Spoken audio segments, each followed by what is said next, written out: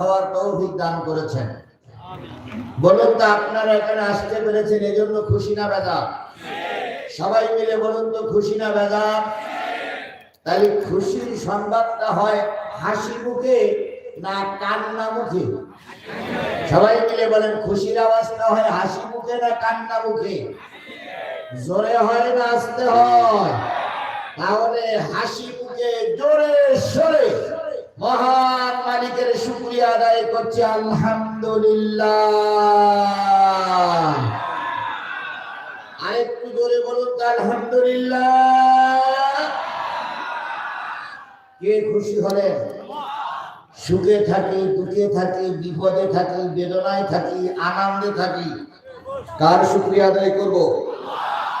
আল্লাহ শুকরিয়া আদায় করলে আল্লাহ তার নিয়ামত দিয়ে পরিপূর্ণ করে দেয়। কথা বলেন ঠিক না ঠিক?